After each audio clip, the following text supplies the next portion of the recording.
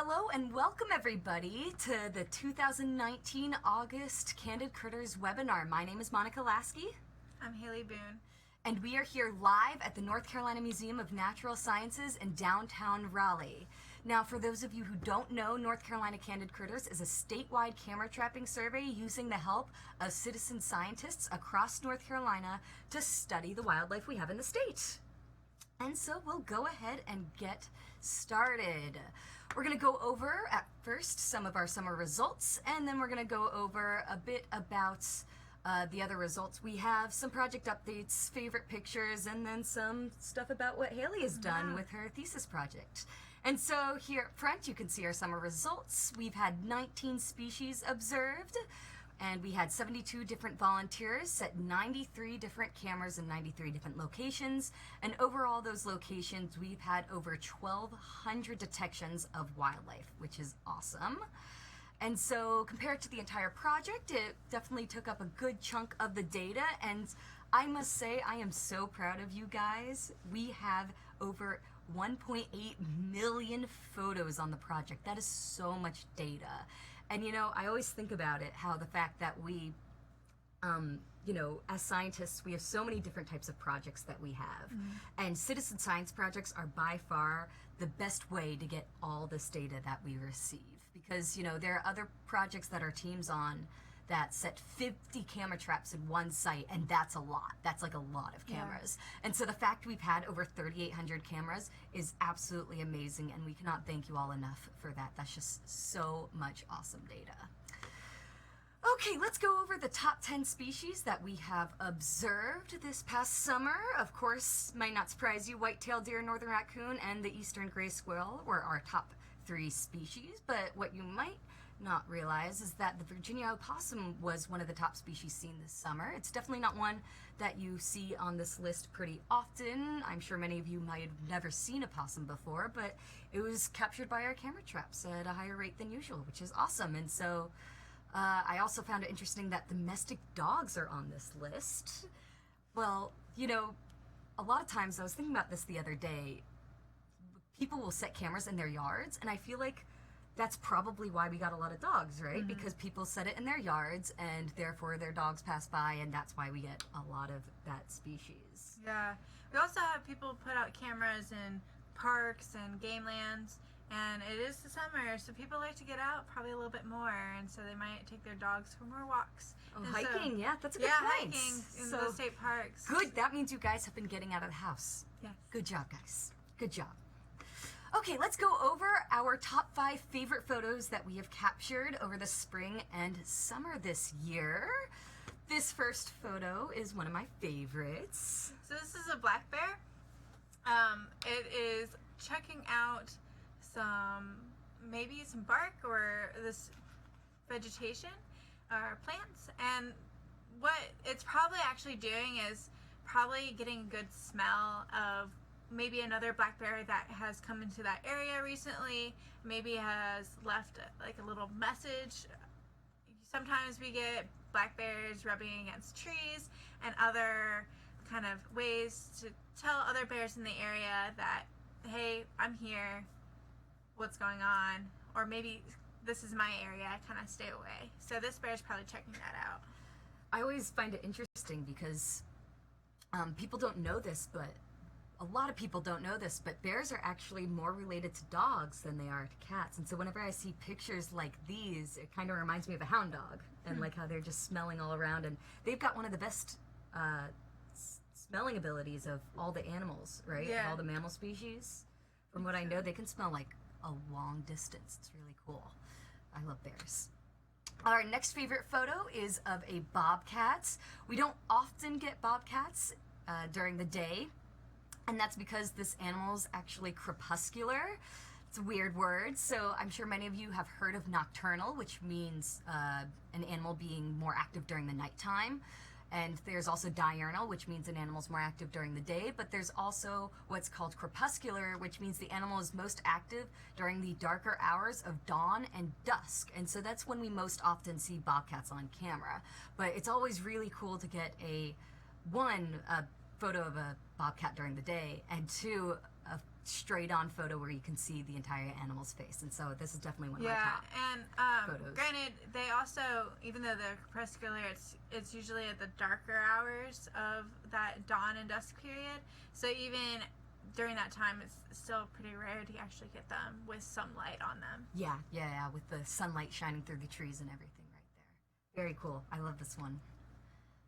So we have a nice, gorgeous red fox that has a very fluffy coat. And what's kind of nice about this shot is, though we're kind of getting towards the end of our project here temporarily, we got a nice red fox photo as one of our first favorite photos in the start of the project. So it's kind of come around full circle, and it's kind of nice that we're kind of ending the summer months with a really nice red fox photo. Yeah, I love how they're both like on the log. They're all both kind of looking towards the camera. I must say though, I like this newer picture a little better. It's a little bit more fluffy, except it looks like it has a bit more attitude. It does. It does. The And the bottom sun's right like corner. right on the coat and Yeah. everything, bright orange. But he's looking dead center. Dead center. No fear at all. He's like, what is that? And we couldn't have favorite photos without some baby animals. These are some turkey poults, also known as little baby chicks. Looks like there's 5 if I can see correctly. I absolutely love turkeys, and the project lead of Candid Critters, his name's Roland Case, he actually mentions this all the time. Turkeys are the honorary mammal. And so they're not a mammal, and mammals are, warm-blooded creatures, the fluffy ones that we're interested in studying in the project. And so even though turkeys aren't technically mammals, we do love them, and we get a whole lot of pictures of them as well. And so we definitely have a soft spot for them. So speaking of soft spots, this Hailey's is favorites. my kind of favorite, as this is my study species. This is a very young white-tailed deer fawn. You can tell by how its legs are bent and how small it is. Was probably just recently born within a week or two, or just very recently. The doe is nicely checking out the fawn, maybe taking off some ticks or just making sure it's nice and clean, which is really what a good kind of protection aspect of the white-tailed deer fawn is. When they're very, very young, they're generally scentless. And it helps them kind of evade potential predators. So even though the mom is grooming the fawn, it generally won't touch the fawn a whole bunch to make sure that its scent doesn't get transferred onto the baby. Interesting. How cool. Okay, let's jump into a couple quick reminders. Please don't forget, whenever you are entering in your coordinates, go ahead and make sure that they are correct. So you'll want to check either on Google Maps or double check on your phone that where you put your coordinates are exactly where the location of the camera is. This will really help us understand where the wildlife actually is located across the states. Second reminder, go ahead and make sure whenever you are programming your cameras that it takes at least more than 1 photo per trigger, usually around 3 to 5 photos, depending on your camera model. This really helps us whenever we're identifying animals in those photos, because if it's just 1 photo, it can be a little bit difficult sometimes to see what is in it. Okay, so we have developed a new database in order to manage the project, and so anytime you submit a site description form, anytime you select a map site, all of that is going to this new database where we're managing the project. So if you end up having any issues that you think might be going wrong, go ahead and send us an email and we'll get those issues fixed for you right away. And here is some bittersweet news about the project. So, looks like we are going to be able to continue the project past December, which is when we originally thought the project was going to end, which is awesome. We're super excited to be able to work with you all into the future. I will say, though, we are going to take a temporary pause on the project. Again, this is a temporary pause on the project. And we're going to have everybody return cameras in December back to the libraries so the libraries can send them back to us. We're going to review our data, go over some things that have gone on in the past few seasons, and then reopen the project very soon after. And so we'll keep you up to date on all of that, but please go ahead and make sure that you are returning cameras to the libraries after the fall season this year. And note that the volunteer resources page is going to be closed off around October 15th. And again, we will send all this information out to you via email, but we thought we would let you know ahead of time that this is what's going to be going on in the project from this point forward. Awesome. Well, enough of bittersweet news. Let's go ahead and talk about some amazing animals, specifically Hailey's favorite animal, the white-tailed deer. So, the really nice thing about this project, and I've now been working on this project for 2 years, and it's been going on that long, is that because of all of the help of you all and other collaborators, we've gotten so much data from August to November of 2017 and 18, and it looks like 2019 is shaping up to be very similar, and it's let us kind of dive deeper into what's going on with the white-tailed deer fawns throughout the state of North Carolina, which is a really terrific thing. So here is a map of North Carolina, and with everybody putting out cameras, and not just in the 10 focus counties, we were actually able to survey 57 counties throughout North Carolina. The hashed counties are the ones that we didn't get a single camera in, but we had at least one camera in the other areas. What this gradient is showing you is the amount of fawn captures that we had divided by the amount of days a camera was put out for. And that kind of gives us an idea of effort and how long like a camera was out there, so we kind of get a better estimate of how many fawns are where, and what counties are kind of good evidence or good areas where fawns like to hang out. So we had 3 counties, Surrey, Guilford, and Moore, that had really high fawn detections, which is those are probably really good areas where fawns have maybe low amounts of predators, good food, good like overall relationship with the area. But areas that were in the white, even though we had cameras there, we just didn't get any fawns during that survey. And what's really nice is from all this data, we had over 4,000 fawns captured. And this is because we have over 1,000 cameras deployed in such a short amount of time, which even for any project, that's an insane amount of cameras to get, and that's all because of the citizen scientists and other individuals who help us with this project. But that being said, because of all the data, we kind of are able to dive down and see what actually influences a fawn to be present or not. And for example, fawns are really like developed areas in North Carolina. Well, hold on. When you say developed, do you mean like cities? Like you're going to find a fawn in the middle of downtown Raleigh right here at the museum? So we are kind of, we generally don't put our cameras like deep in like the urban areas. And North Carolina doesn't have, it's not like we have a New York City or really large urban centers. Our cities are very nice that we have a lot of greenery and a lot of connectivity and a lot of parks. So not just deer, but squirrels and foxes and other critters are actually taking residence in our more developed areas. I see. So they're able to like make their way into these areas because of the green spaces, like the greenways and like the parks and like everything you're saying. Yeah. It's so interesting. And because of that citizen scientist like aspect of our project, we were able to have people put their cameras in their backyards and in private land that is closer to a more urban area that a lot of projects don't get to kind of look deeper into.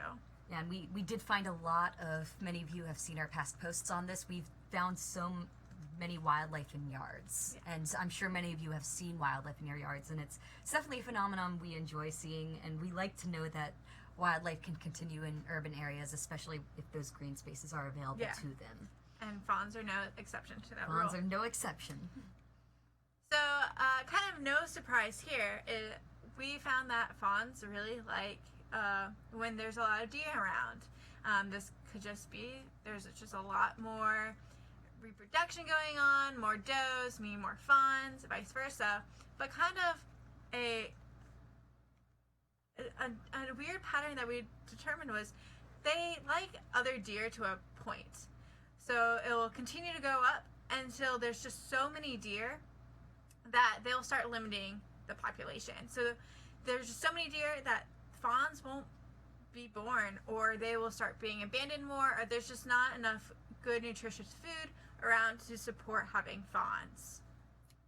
Wow, that's very interesting. So that's like that graph that you often see where there's like a point where growth no longer happens. Like human population graphs you often see are kind of like that, and that's like a carrying capacity. That's what it's called, right? And so is that what we're seeing here? So actually we see kind of a upside down U. Oh, so it declines. So there'll be a point where there's just so many deer that it just drops. Wow. Yes. So it's not carrying capacity. It's like go back down all the way. So deer are one of the few that is just, there's a density dependence, but at the same time, there's going to be, it'll hit a point and it'll kind of bounce back, and you kind of get that kind of carrying capacity aspect where it just kind of fluctuates. But deer do have a negative aspect to them. Very interesting. Very interesting. So kind of another fun find was that we found that fawns have a negative relationship with black bears. So the more black bears are present in North Carolina, the less probability of chance that you're going to have that fawn show up too. And for those who might not know, we have black bears on the coast as well as mountains, but not in the center part of the state. A couple of decades ago, the commission was really interested in increasing black bear, and they've had a very successful kind of rebound of black bear population, especially on our coast where we have some of the highest density of black bear for them, at least especially in the eastern half of the United States. And but this could be a predator relationship, or this could just be where black bear like to thrive and hang out. Fawns just aren't enjoying that aspect, but they just don't like to hang out where black bear are. Interesting. So you mentioned they could be predators. What other potential predators fawns are there? Is like coyotes a potential predator? So everyone's favorite conversation starter with a fawn are coyotes. So coyotes do eat fawns. That is true. But in our models, they are not shown as a significant influence to whether or not a fawn is going to be present or not. And this could just be because our fawns that we're sampling are over 12 weeks old. So they have the highest probability of just kind of surviving into the next season. They're not going to suffer through a harsh winter, and their chance of dying from natural causes and predation kind of goes away. Oh, as they get older. Yes. But at the same time, there's a chance that the coyotes aren't affecting because it's not that much of a population risk. Obviously, they predate, but... I wouldn't say that. I think if coyotes do have a impact on fawns, it's going to be within the first month or two, when fawns are just so young that they're just able to get them. But that's true for any predator. So black bears, potential predator, bobcat, gray fox. My other work is looking at black vultures for potentially being a predator.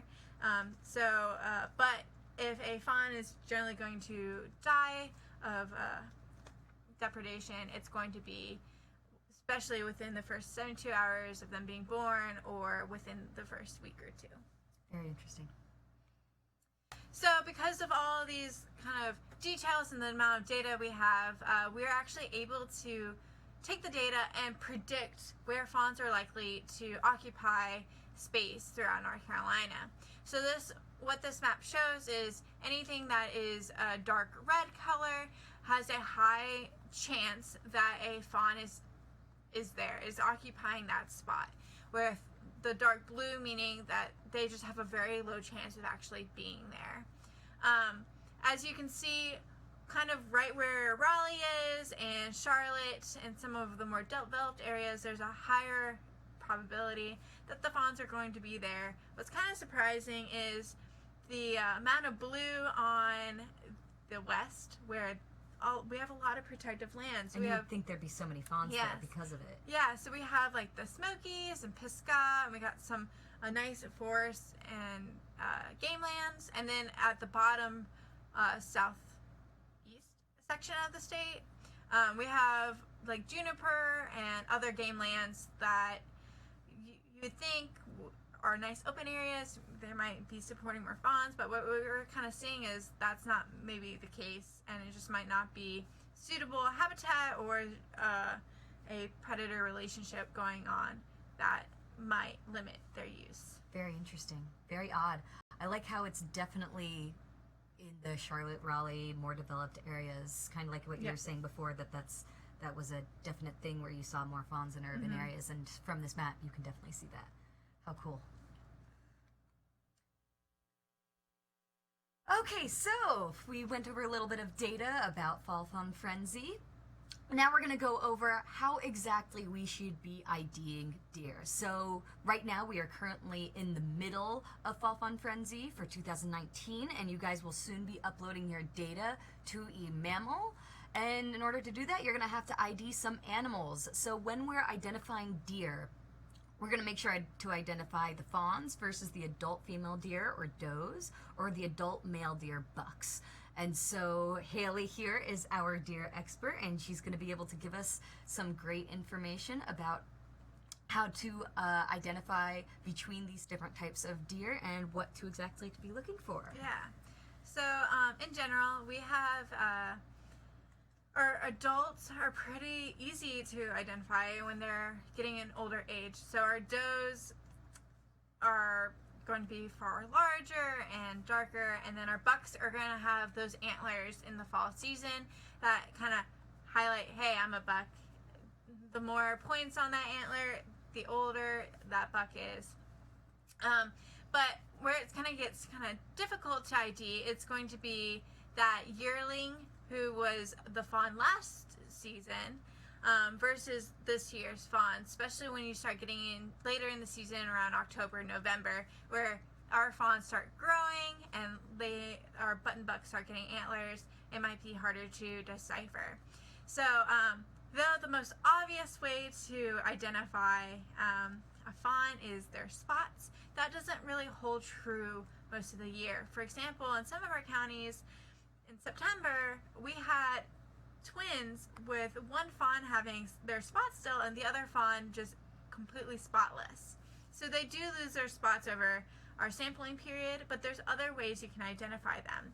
So if you take a look at the head of a fawn, they kind of have cartoonish ears where they're larger than the head. So the nose is relatively close to the eyes, and the ears, if you kind of fold them down, it's about the same size, if not larger, than the rest of the head.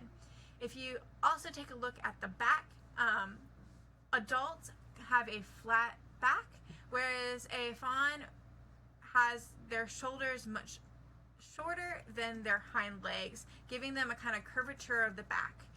They also have really thin chest and a very thin neck, whereas the older the deer gets, the thicker the neck and thicker the chest gets. So that's a good kind of show and tell of how to identify like a fawn from adult. Awesome. Thank you, Hailey. Okay, guys, let's go ahead and test your knowledge on deer identification from all the awesome stuff you just got from Hailey. And so we're looking at this picture here. Go ahead and look at the ear length, look at the nose length, look at the color of the coats, and of course look at the back, whether it's straight or if you think it kind of, the hindquarters are higher than the forequarters, and whether that chest is thick or not. Hailey, would you like to describe what is in this picture and why you think what it is what it is? So I would say this is a adult doe. So she has a very thick chest, and her neck is kind of relatively large. So even though she has her hind legs looks a little bit higher up in the back than the front, it could just be how she's positioned in this photo. But if you take a look at the ears in relationship to the nose, the ears are definitely smaller than the rest of the head. And then you can also see that her coat's kind of dark. So sometimes deer coats will actually kind of get darker as they age. It's not necessarily always true, but especially a lot of our photos show a lot of the very old does have a more dull brown color. Cool. Awesome. Thank you, Hailey. Okay, next photo, guys. Well, looking at this and how Hailey just described the doe, we're not going to mention the one factor that really gives this away, but you did just talk about coat color, and this is definitely a more reddish animal. Like you were saying, it wasn't that kind of dull, darker brown. This is more of like a brownish red, almost like a rusty color. That nose is definitely a lot shorter. Those ears are very big, and that neck's nice and thin. And then, of course, we see the spots, which gives it away. This is, in fact, a fawn. And I mean, just to kind of highlight, if you really look at that nose in relationship to where it's sitting on the eye, it's not very long at all. And that's a really good indicator. Even if it's like further back, it's not a great photo. Just looking at how big the nose is, especially in relationship to the ears, kind of helps, even if you don't get to see where the back sits. Very good point. Thank you, Hailey. Cool. Final photo. As many of you know and have seen firsthand, we don't always get daytime photos, the nice pretty ones where you can see the animal perfectly and the great lights. A lot of times we get photos like these, which is, you know, a nighttime photo where the animal's a little bit blurry or a little bit far away, and so the light doesn't reach them great. And we still have to identify deer in these photos. And so if you look closely, you can kind of notice, you know, the back's pretty straight, neck's pretty thick, so this is probably an adult deer. You know, they don't see any obvious spots as well. But then if you look at the head, if you look closely, you can see antlers coming out of this deer's head, which means that this is, in fact, a buck. Yeah. And this is a great example of our photos aren't necessarily the most glorious. We're not there sometimes. Not necessarily sitting out there and like waiting for a deer to approach, which is one of the best things about a camera. But we have to kind of make do with what we get. And so this photo, if that buck, for example, had its head a little bit lower, it would have been a lot harder to see the antlers on it, especially with the grass in front of it. So having multiple photos available allows us to get that movement to see, oh, that's not actually a doe, that's a buck, because now we can see the antlers. So make sure you change that your cameras are set to get multiple photos to let us kind of dive more deep into it. And see not only the individual animal, but often we'll get many animals in a single shot, and that can really show, you know, if you don't have those multiple shots, then you don't have multiple sequences, and you can probably miss animals that are in the photos and in that area. And I guess in addition to that, just to remind everybody that what you are IDing does get checked by somebody else. So there's experts who understand the deer aspect and how to ID them. So take your best guess, because at the end, that checker is going to double check to make sure that you were indeed correct or not. So very true. Very true. Awesome. Well, that is the end of the talking portion of our webinar, but don't go yet. We are going to have a Q&A session, so you can ask any questions you like about the project, about what we've discussed, or even about anything else, the future, whatever you think might be interesting. And you can post those questions on Facebook. So if you go to the post where this video is on Facebook, go ahead and just write in the comments any questions you might have. You can also email us directly if you'd like, or post it on either Twitter or, yeah, I think that's about it, right? Oh yeah, the YouTube video. So we have the YouTube video as well. Please go ahead and comment on that video as well if you have any questions. And let's go ahead and jump right into it. Okay. So we have the first question from Joseph. Do you need more volunteers for this year? Well, sadly, since the project is going on a short pause, we don't need any volunteers this year. However, you can still sign up for the project. And so please go ahead and go online. You can go to our website, ncandidcritters.org. You can click on the sign up to participate link, and there will be a form you can fill out, and you can write down your name and information. And whenever we are able to open back up and send cameras back out to volunteers, we will let you know right away and keep you up to date on all project happenings.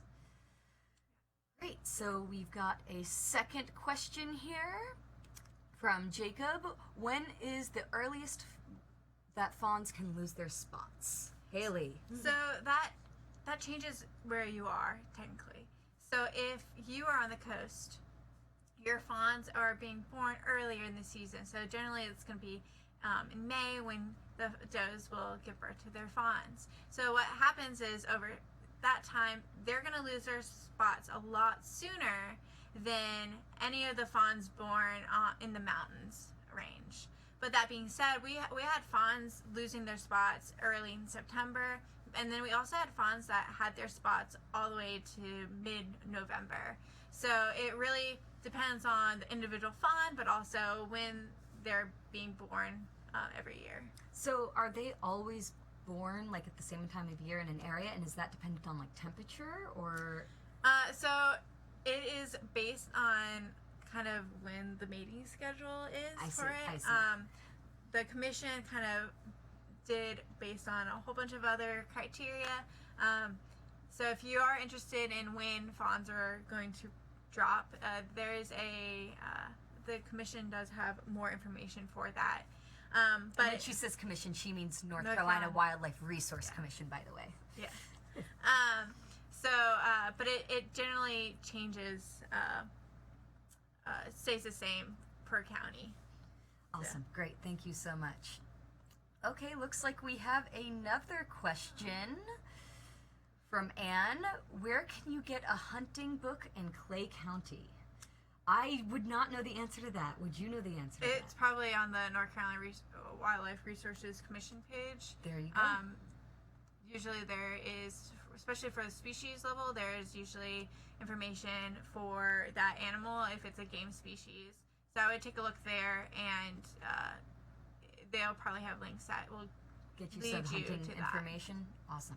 Great. Thank you. Perfect. And here's another one coming up.